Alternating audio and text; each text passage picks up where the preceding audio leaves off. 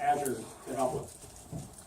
So my basic goals are that you're going to leave this session excited about these kind of new options that you see, and some of them aren't so new, but maybe you didn't know about them before. Now you're excited, you go back to your workplace, you play around with Developer Edition, go out and get an Azure account, and just start kind of tinkering with this stuff. So, a little bit about me. My name's Paul Timmerman. I've got like 15 years of experience with SQL Server. I'm the DBA team lead at Hennepin County Medical Center in Minneapolis. MVP, chapter lead, all kinds of stuff.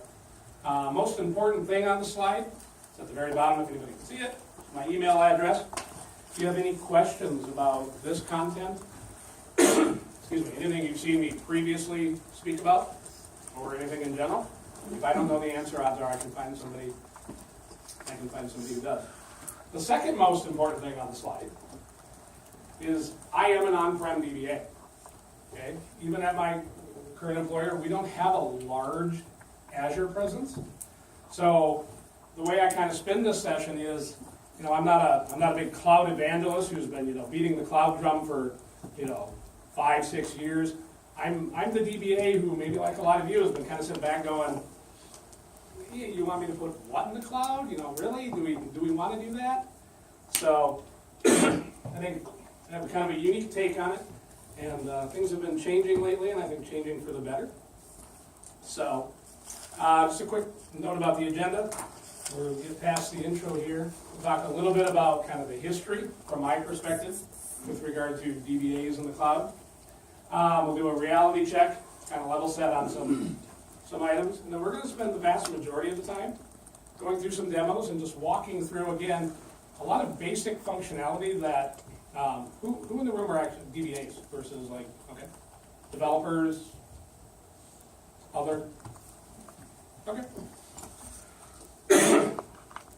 So, yeah, we'll spend a lot of time going through some demos. Again, some basic things that you're doing right now that you could actually be leveraging Azure for. So, before we get into this, I did throw a question out on Twitter and Facebook a number of weeks back.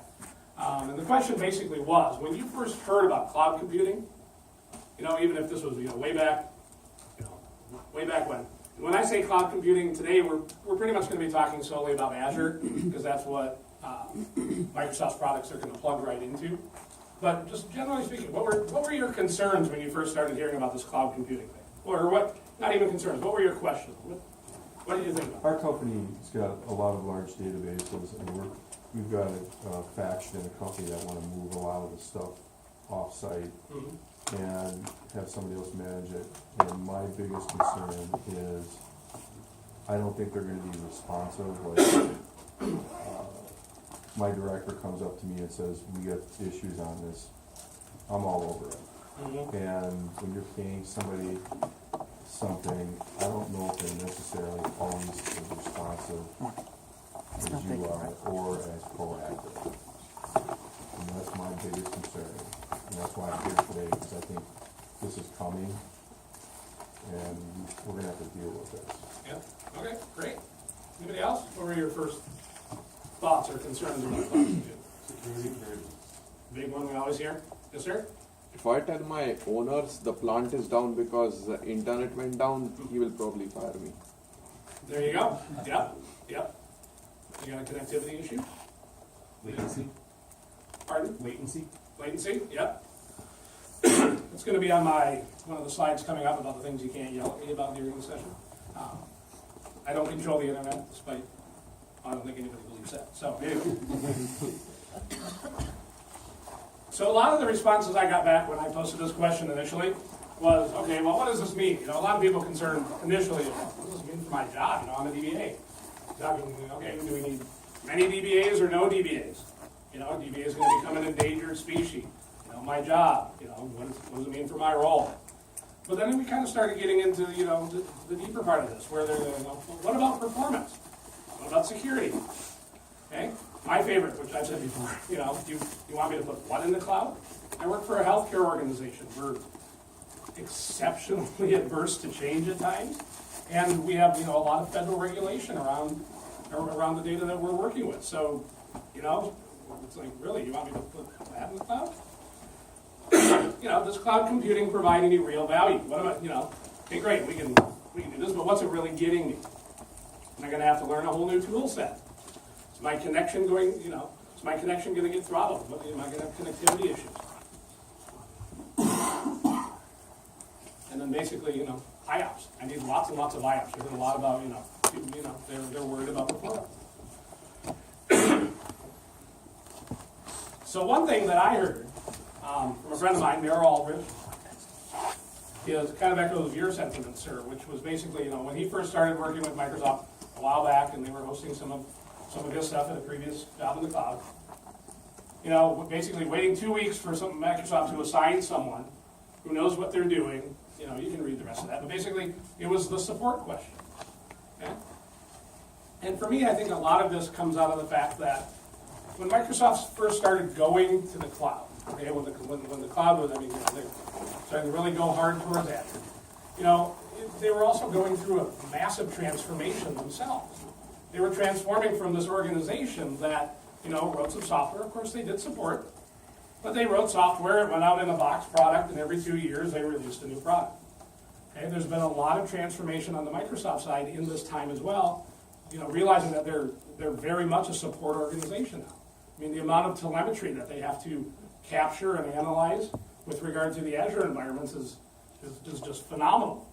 So, if you've ever been on the Microsoft campus when there's an Azure outage, and I have, and the two are completely unrelated, although Grant was there too, I'm not sure that he didn't have something to do with it. I find it a little funny because it was, it's kind of like being in your home IT shop when there's a big outage. It's got that kind of that look and feel now. So, I think one of the challenges, though, initially, when Microsoft first started talking about the cloud, is it was all cloud all the time. I personally, as a DBA, felt that I was kind of just being yelled at. You have to go to the cloud. There wasn't a lot coming out in the box side of things. So, I kind of felt like this. Our friend Steve just saying, "Give me all your data. It's going to be fine. Just trust me." Well, okay. Working for an organization that's very adverse to change, that wasn't the message we were necessarily looking to hear. So, there's good news. I think the message has gotten a lot better. And I mean a lot better.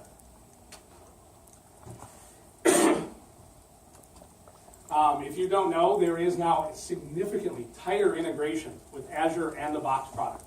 You're going to hear Microsoft talk about cloud first, okay?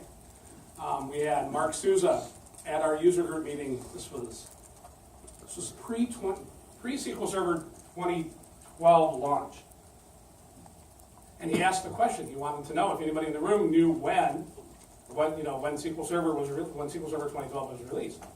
It was kind of a trick question because it was kind of at that point that they were talking about the fact that the bits that they put in the Box product, they're baking those bits in Azure for a number of months beforehand. Okay? So, Microsoft, they're thinking cloud first, but a lot of the focus too, a lot of what's going on in the cloud is coming down to what's in the Box product as well. And what I'm really happy about is we now have options and tools integrated right in the Management Studio that allow us to leverage on-prem and Azure together. This isn't an all or nothing sort of thing. This isn't, you hire a consulting group to come in and look at X, Y, and Z and, say, oh, well, you should move everything to the cloud. Well, I don't know about you guys, but there's really no scenario in which we're going to take our entire data center and port it into Azure. Okay? So, whereas I was very skeptical of the cloud previously, I'm coming around a bit. I'm dipping my toe into, I used to say the Azure Lake, but there's actually an Azure Data Lake, so that got very confusing.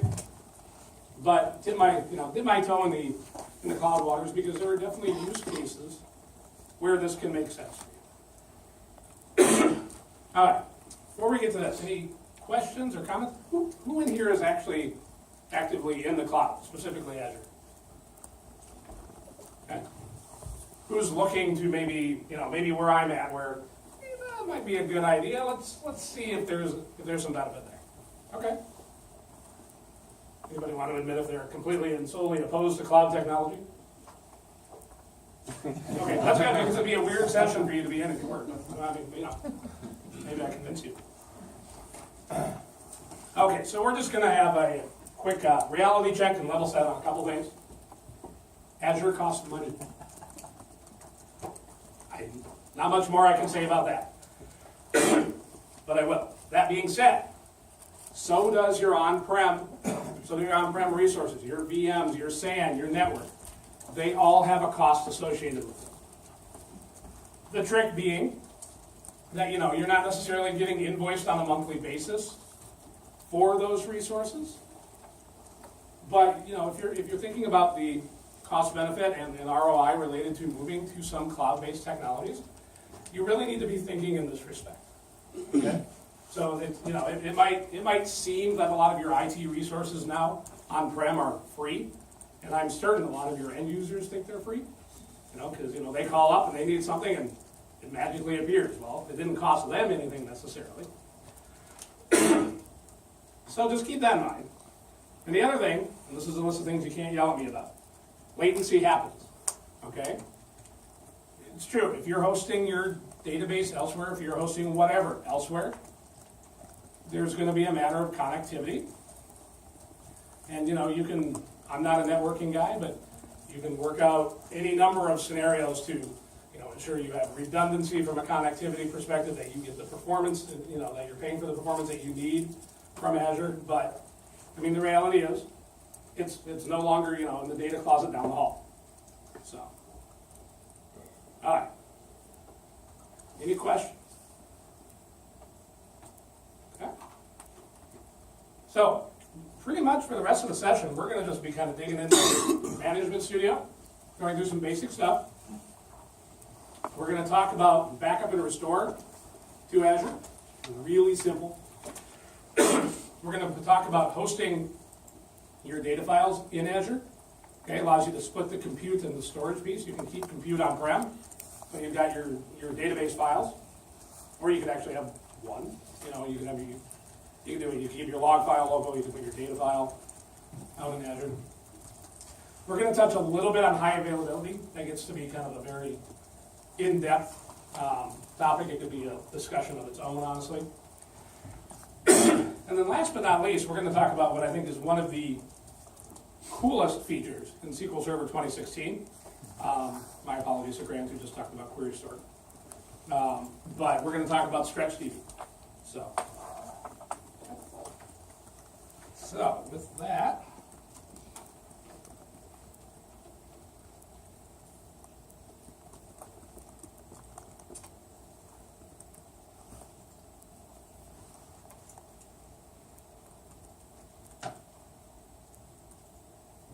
everybody see that okay? Looks like it might be a little stretched, but we're good?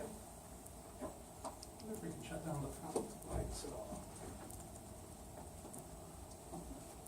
Yeah, I'll let you figure that out. All right. Keep going. Can I suggest maybe you could use the microphone so you don't have to project so much? Save your voice. Testing. Oh, see, there we go. That'll work. If you stand dead center in the middle of the floor, it picks you Oh, up okay. too. Oh, that'll make it hard to run the laptop, though. Hey Yeah. man, I'm No, just trying I to. hear you. I know. That's good. But I'll tell you what, the only downside of me losing my voice after the session is that the ride home with my wife will be very quiet, and she might actually appreciate that. I don't know. So, all right, that's fine. Do you guys want to, was it better off? Off. Are you okay presenting with the lights low? I am good. Give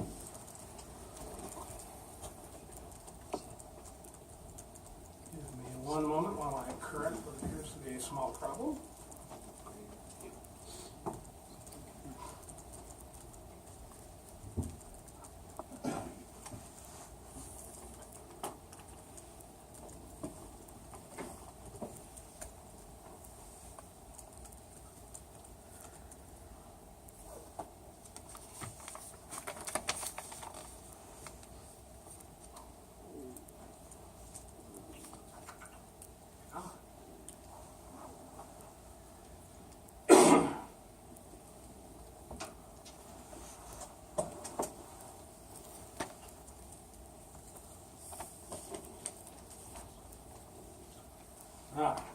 slower than I thought it should be, but that's okay. So, just for your information, I'm running Windows Server 2012 R2. No particular reason for that, it was just the latest and greatest. We're also going to be talking about we got a couple instances of SQL Server 2012, 2014, and 2016.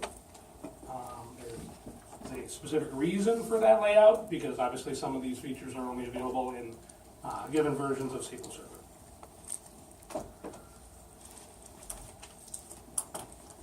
Okay, we got that set up.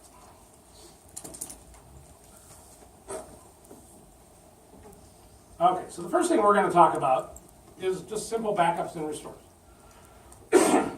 Everybody does backups, right? You're a DBA or developer, I seriously hope so. So one of the options you have available now is you can back up your data directly to Azure, okay? So rather than taking up, tons and tons of, even if it's slow, cheap disk on-prem, you can back up directly to Azure, okay? So this functionality is native in SQL Server 2014. They then ported it back to SQL Server 2012, Service Pack 1, CU2. If you attempt to do any of this, these backup statements, prior to that version of 2012, you'll just get an error that says backup to URL is not an acceptable device. So, pretty straightforward. What we need to do, and this is where we'll pop over into the portal for a minute, is we simply set up a storage account in Azure. Can you guys see that okay? Okay, in this case, set up a storage account called MNDBA backrest. Okay?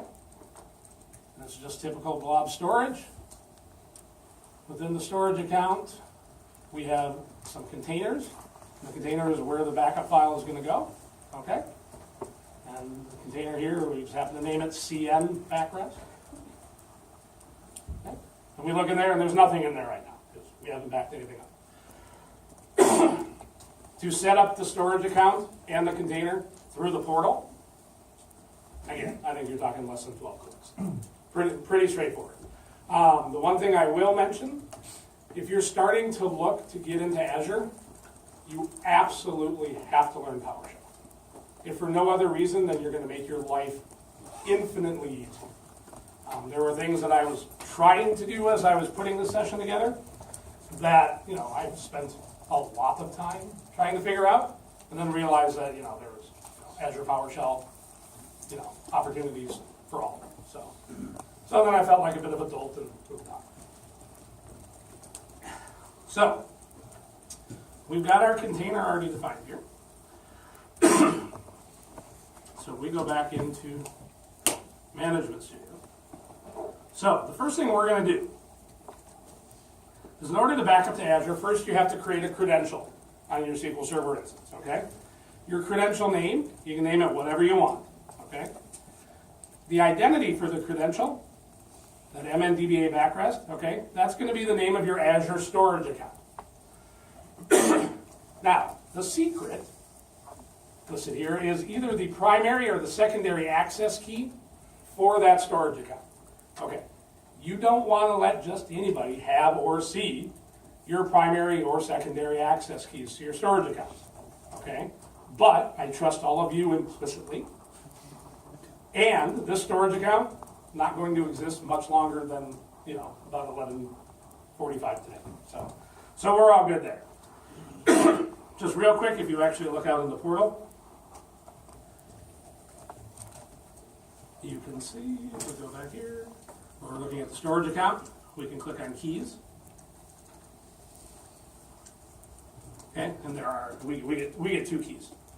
So, okay, so that's where those actually go. So basically, what this is going to do, this is how, I guess it's okay up there. We set up this credential. This is the credential, this is going to be the security by which SQL Server is now going to talk out to your Azure storage account. Okay? So we're going to go ahead and run that. And I obviously highlighted something incorrectly. Yep. Okay, so we're going to create our credential. Okay.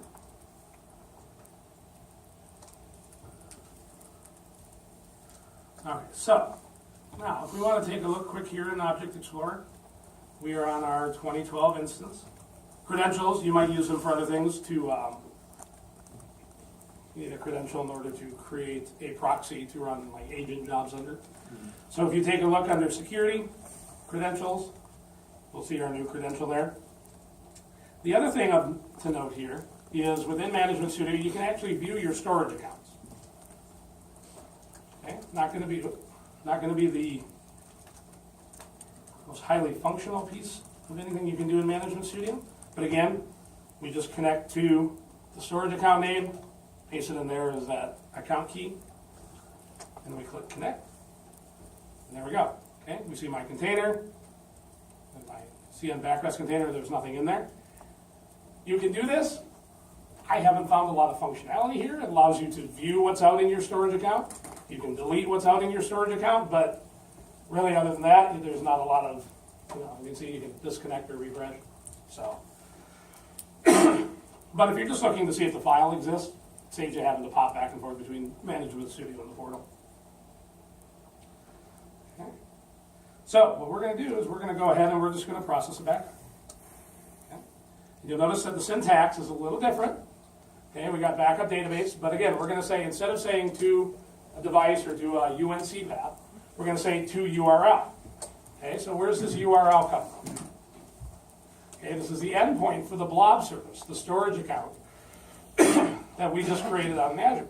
Okay, so this is the name of the storage account, MNDBA backrest. Okay, this is stock information from Microsoft. It's blob.core.windows.net. And then again, we're thinking folder structure here. This is the container. And then this is simply the location where we're going to dump the backup file. Okay? And then the key down here is we say with credential, so that it knows to use that security credential to go out and talk to Azure, and assuming that the security is set up properly, put the backup up.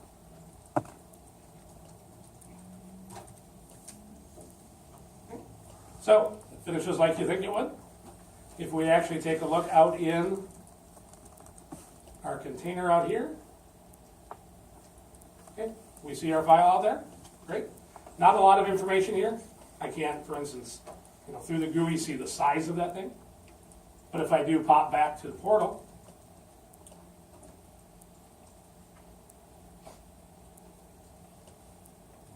not being crazy, huh? And we open up that container. Okay, there we see the file. I'm going to zoom it right on that laptop. There's the laptop. Anyway, so we can see our backup out there. This is a .bak file, a little over 7.5 meg. Okay? So all we've done here is, rather than write it to, something on-prem, it's now in the cloud. Yes, sir? It doesn't look like that was compressed unless that's already, factored in behind the scenes in Azure. It is not. We did not compress it when we backed it up. Okay. We'll actually do that in just a minute. Good question. So, things are a little different if you're backing up to Azure. Okay? Now, when I do my backups, I typically write a new, wherever I'm backing up to, I'm writing a new backup file every time. You can back up to a device, basically a single file, and keep appending the backups to that file. So let's say I wanted to do that. Okay? Basically, I'm going to run the same backup statement again, and let's see what happens. Okay? It's going to tell me something that's, in my opinion, not a very helpful error. Talks about non-recoverable I/O, gives me my URL. Error, data cannot be gathered from the remote endpoint. What all of that actually ends up meaning is that you can't append backups to a single file in Azure. You've got to write out to individual files. Okay, so what if I want to do that, but I'm going to use my friend with init, and I just want to overwrite the backup that's already out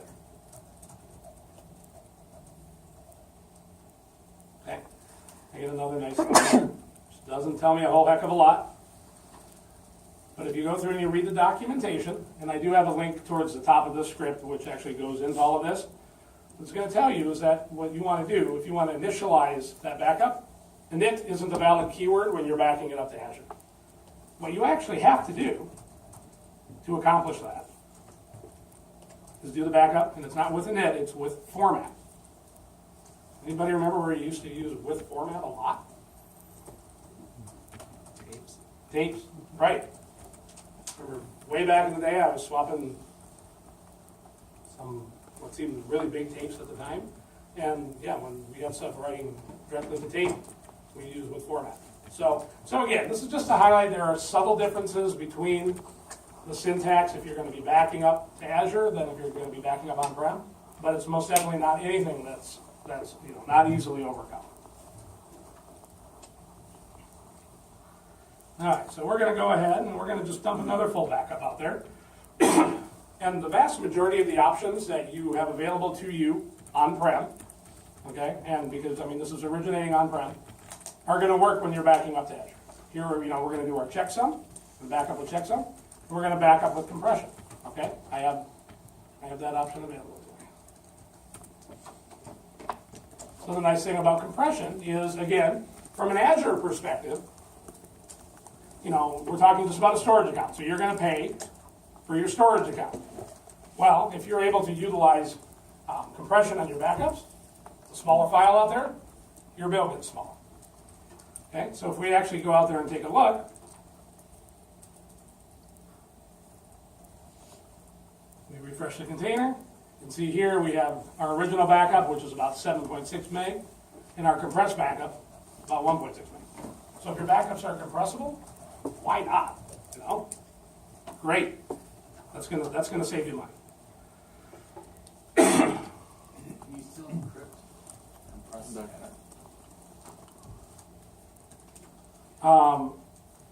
Well, it depends. If you're using TDE, if your database is encrypted via TDE, it's not going to compress well on backup, but it's funny, I just heard Bob Fusatari talk about this in the speaker room. But if you're doing data compression up front, I think you're going to get some benefit there. So, well, somebody told me, and I haven't looked it up yet, that something changed with TDE that made it more compressible in a recent release of SQL Server. I don't know. Anybody know if that's true? Doesn't ring any bells. I don't use TDE a lot, but okay. So we had to look out in Azure, and again, we'd see that same file here in Management Studio. And again, here's actually the link for the limitations, and I'll make all of this available after the session. So again, you can do anything you would normally do. You know what? We got a full backup. Let's dump a differential. Let's dump a log backup. Nothing fancy here. We're just doing with diff. Here we're doing a backup log, checksum, compression, all that stuff. And it's going to run just fine. Okay? Might run a little slower if it's going out to the cloud, but no, that's fine. So from a security consideration perspective, you know what? You want to think about the same things you're going to think about if you were backing up these files on-prem. Okay? If you want to use TDE, transparent data encryption, that's great. You can back that, if your database is encrypted via TDE, somebody gets a hold of one of those backup files, not going to do them any good unless they have the keys. The other thing you can definitely do, strictly from a SQL Server perspective, is starting in SQL Server 2014, you can do native backup encryption. So when you back it up, you can just encrypt the backup. Okay, again, unless somebody gets a hold of the backup file, it's of no use to them unless they have the key to decrypt it. The idea here being is that when you're backing up to Azure, you basically have, it's an unlimited amount of space that, in my opinion, is typically relatively cheap compared to what what you possibly are going to be paying for on-prem backup services. So, Is there anything special you have to do with your network, security-wise, or connection to that? Or? You do need to make sure, obviously, that the appropriate network ports are open so you can get out to Azure. But aside from that, as long as you can get there. Okay. So there's not a lot that I did specific at all here to tell it to talk to Azure. Okay. Okay. So now we're going to talk about restores. Same basic story here, okay? Native in SQL Server 2014, you can restore from a backup file that's out in Azure, okay? Again, they backported it to 2012 SP1 CU2. And all of your typical options are available, okay? These are the backup, these are the files that we just backed up. Okay, we've got our data, or our full, our diff, and our log. Now we can do a restore header only on them. It's gonna go out there, it's gonna read the header off the backup files.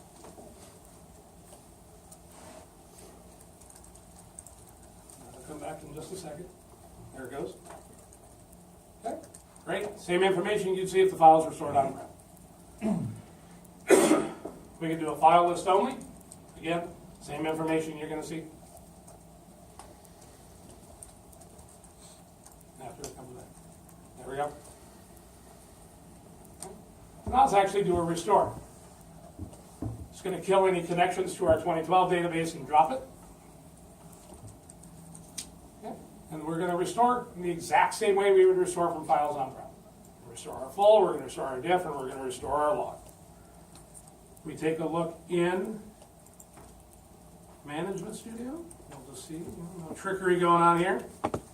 No database there. So now when we do the restore, it's going to look very similar to your backup syntax. Okay? Again, restore from URL. We're going to point it out to the actual file, the backup file. And we just tell it with the credential. That's our key into that storage account. We're going to just, again, leave it in a non-recovered state so that we can apply our differential and our log.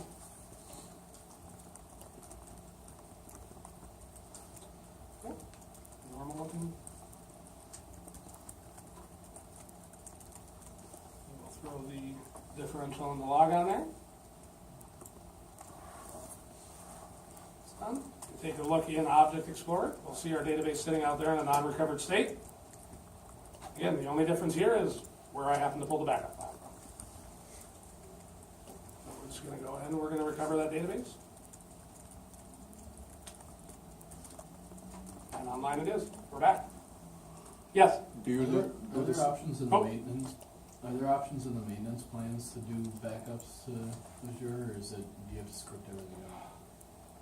I have not used the maintenance plans explicitly in a little while. I would assume, since it's the backup to URL is supported syntax, that it's probably available via the maintenance plans. I haven't checked. I can take a look at it afterwards and see.